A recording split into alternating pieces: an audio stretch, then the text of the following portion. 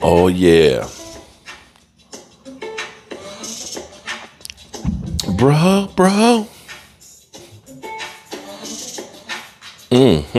I love it. It is Friday morning, good people. Well, hello there. I hope everybody is having a great, finally freaking Friday. The weekend is upon us, and I don't know about you, but I am about as excited as can be. The Dallas Cowboys, oh my goodness. The Dallas Cowboys take on the San Francisco 49ers, and I can't wait till Sunday night. There has been so much talk about this game, and this is, I guess, the biggest matchup that we're seeing of the season, although I think Buffalo versus Miami was built up quite a bit. But this is, it's almost comical to me because I was listening to Speak, which, those kind of shows end up rotting your brain. But Joy Taylor, is it me, or does it seem like Joy Taylor acts like a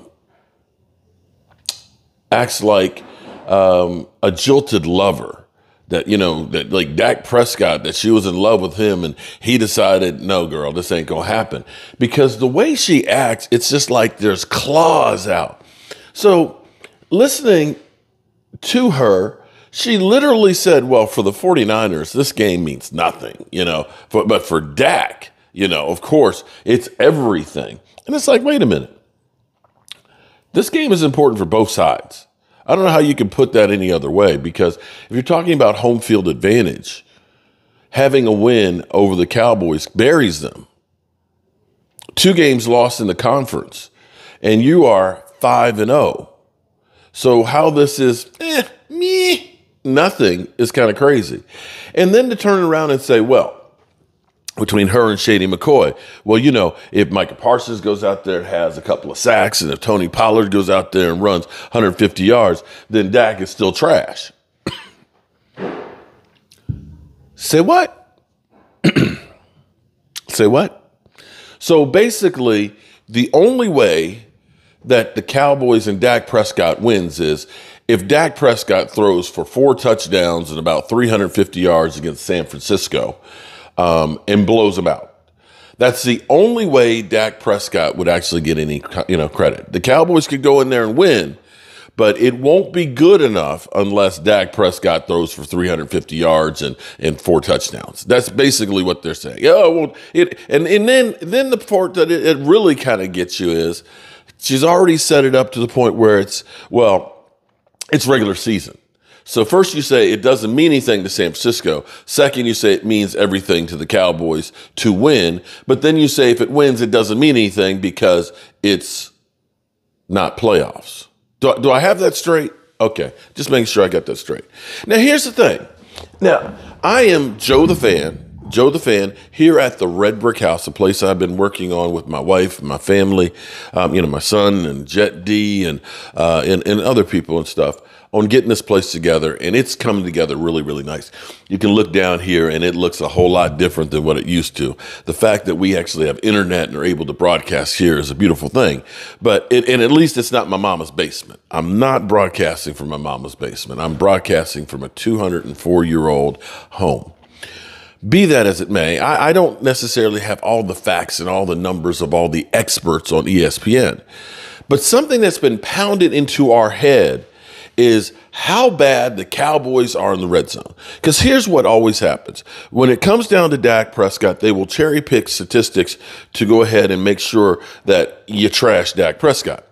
Last year it was, the interceptions. Well, he's not making those, so we've moved on to something else.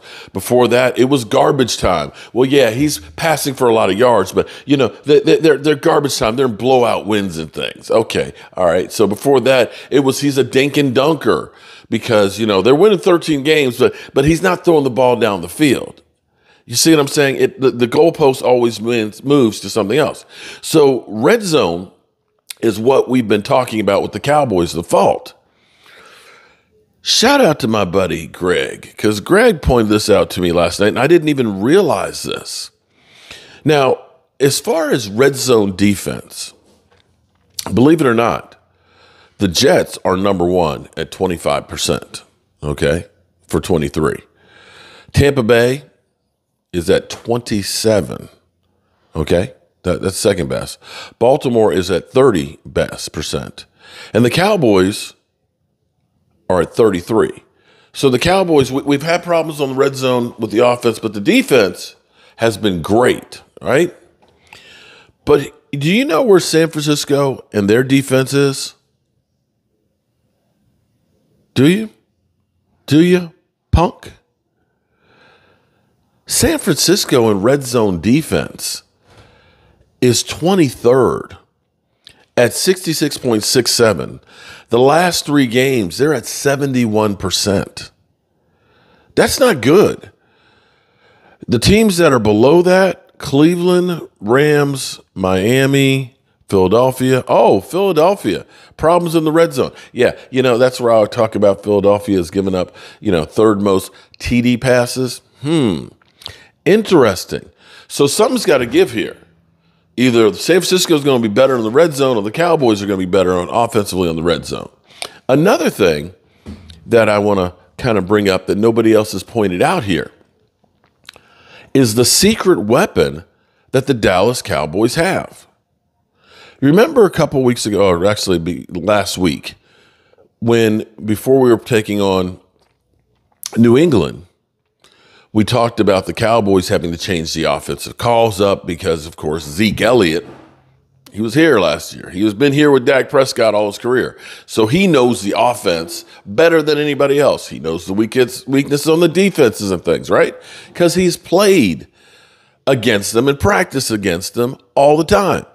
So it's real easy to go through to say to Bill Belichick, hey, here's the playbook as it stood last year. Now, the only problem with that for Zeke, and maybe why it wasn't successful, was Kellen Moore left the building.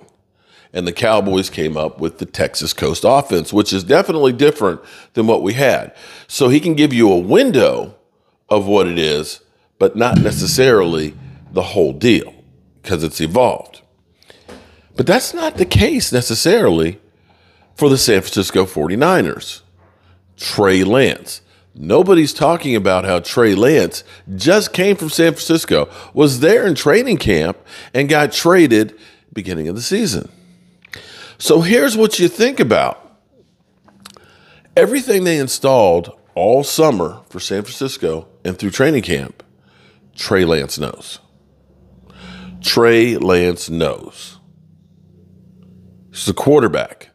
Quarterback should know everything about the offense. He's played in that offense. He can give insight and intel to the Dallas Cowboys on everything about the offense. So that's one of those advantages. And that's one of the things I kind of said, when everybody was looking at saying, well, Cowboys got Trey Lance to replace Dak Prescott. And maybe that's the case down the road. But for me, you get Trey Lance because you can now know a lot more about San Francisco that you may not see on film. And if you can win this game, regardless of what Joy Taylor says, if you can win this game, this bodes well for your postseason. This gives you an opportunity where you control your destiny as far as home field advantage. Because you beat San Francisco, you own the tiebreaker. Then you go against the Eagles. If you win against the Eagles, bro, you've got playoffs at AT&T. So this game, make no mistake about it, it's huge. It's not a season killer by any stretch of the imagination, especially after you saw the Commanders with Sam Howell, who's like a roller coaster, who looked like a world beater against the Eagles last week. And then this week, well, he got 380 yards, but lose to the Bears, that Jekyll and Hyde team. As you look across the NFC, it's 3 teams: the Cowboys, the Eagles, and San Francisco. And you get one leg up on them, it's huge. So let's see how the Cowboys offense does. And I'm going to have one final point here before I listen to the guys that get up. Here's the thing that I feel like is the Cowboys had circled this game up on here. Everybody's talking about how the Cowboys, the offense looks so different and their problems in the red zone.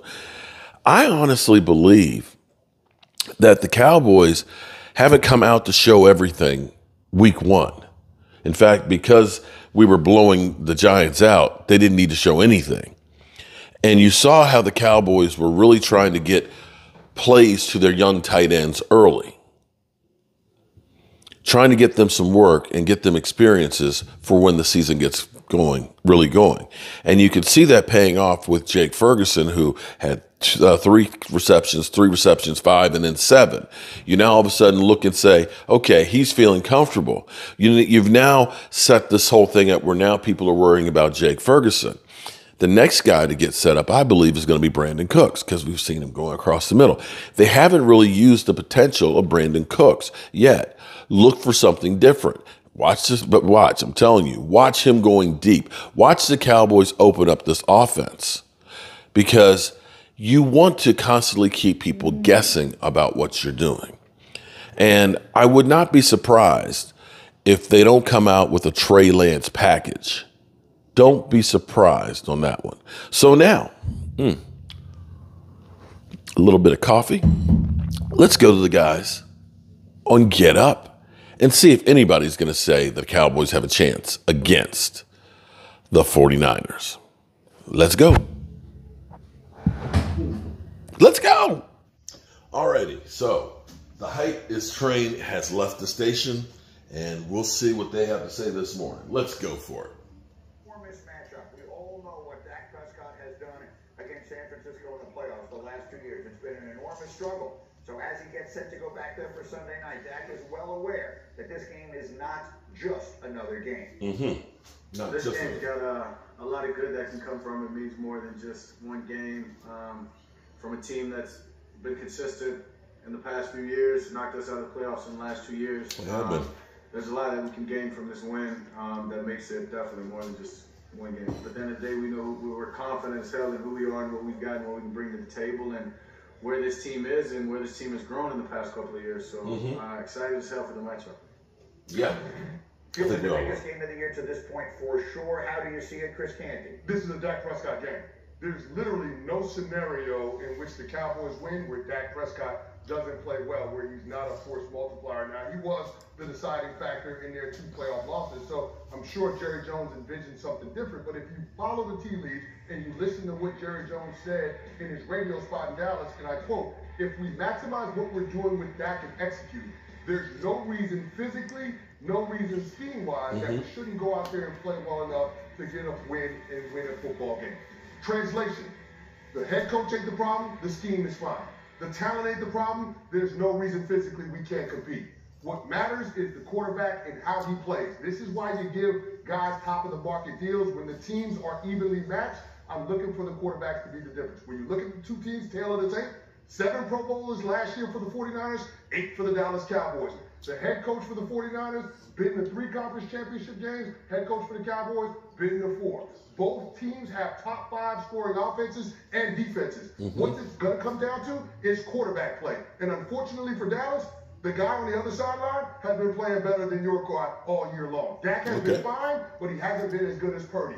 They need that to change on Sunday night if Dallas is going to get a win. Great, I see it slightly different. This is a referendum on Mike McCarthy's decision to fire Kellen Moore. The most consequential play in the game in the playoffs was 2nd and 8. There was about 1 minute and 24 seconds ago. It's 6-6, and he throws an interception, and that's not going to happen. I promise you, Mike McCarthy will not let Dak Prescott throw an interception. Right now, their offense is the game of keep away. They're 31st in the NFL in yards per pass attempt, but 4th in scoring. They are not going to put the ball in harm's way. That's why Mike McCarthy Interesting. More, and that's why the result will be different on Sunday. Okay, so wait. So this is back to dink and dunk. So they're 31st in yards per play, but they're 4th in scoring. I'd say that's pretty effective. So you're not risking the football. You're not risking the football and turning it over and giving opportunities to the other team, but yet you're still scoring a lot of points. Oh, I'd say that's a good plan. So why pay the quarterback that much money?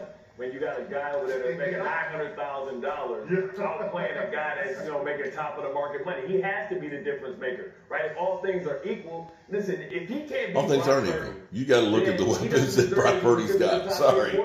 All things are equal. They both have similar teams. I feel like it's a metaverse. Both teams are built the same San way. Francisco was a better team last year. Definitely. Right? It's like we'll see about this year. Philosophy. They both want to run the ball, physicality. They got receivers that got yak yards.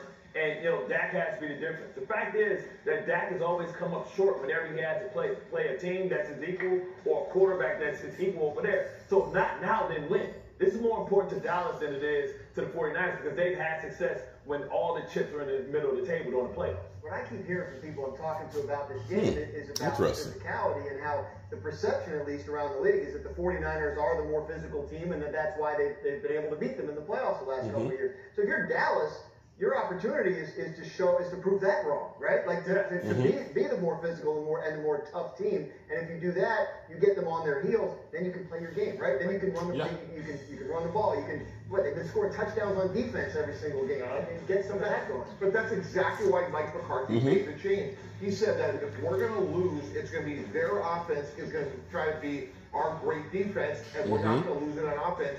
And we're physical on that side of the ball. And that one play is emblematic of the decision. Dak Prescott cost him the game a year ago or back in January. That won't be the case on Sunday. We're talking about perception turning on a dime in this game for the Dallas Cowboys. We know how quickly that can happen in the NFL. In week 4, we saw the perception of the Miami Dolphins change, right? They had the offense that was the most unstoppable force in football, and they ran into the buzzsaw that was the Buffalo Bills. I'm simply saying it from this perspective. When it comes to the Dallas Cowboys, what they've been talking about all week long is that San Francisco 49ers is the litmus test for them. Jerry Jones said that this is how you measure yourself, seeing where we're at as a football team. Jonathan Hankins talked about how it means more than just the regular season game. Michael Parsons talked about how he can't sleep at night, looking forward to this matchup. If they go out there and lose this football game, what does that say about the Dallas Cowboys? Where do they go from here from a confidence standpoint? They're the ones that are putting all the emphasis on this game. And it's not just the media. Sounds like you guys are. Fans hyping it up. It's them. What happens if they lose? That is the biggest question that we got to find out. Let's put the picks up on the screen here because obviously it's a fascinating game. It was seen sort of split down the middle, and my pick is not up there, but I would take San Francisco for the simple reason I just think they were a better team. You want to talk about all the weapons that That's San what I keep Francisco saying. has? I will take Ayuk and Deebo Samuel and Greg Kittle for sure over CD and whoever else in McCaffrey. And they don't have anyone who's even in the same vicinity as McCaffrey. Pollard's a good player. And they're playing at home. McCaffrey. Offensive lines, if you even want to do Dallas, the service of calling it a wash, I think Brock Purdy has a better team and a better defense. But when it's close, one's supposed to have a franchise quarterback and one's supposed to have a guy that's a game manager. The guy that's supposed to be able to elevate his guys. Hating time. We saw it with Tom Brady. Often Tom Brady didn't go in there with the personnel that was better than the opponents from top to bottom, but he was a force multiplier. And Dak Prescott hasn't been that in his career, and that's something that he has to own. The 49ers are the best team in football. I don't know that there's any more than that I can say about it. I got to let Canty go back to Radio 1 Sportsman like coast to coast. And okay, so let me see if I get this straight. They say that San Francisco is the best team out there. Number 1 team. If they're the number 1 team and they're so great, and as Greeny put it, I'll take their weapons, their quarterback, their offensive line, that they're just a better team than the Cowboys. Then how is it if the Cowboys were to lose it that it's just like the end of the season and end of the world for them? You can't have it both ways. If they are that great, then you're not expected to beat that team that's that great, right? Be that as it may, we'll see come Sunday. I'm Mark Holmes, and I appreciate you. Peace.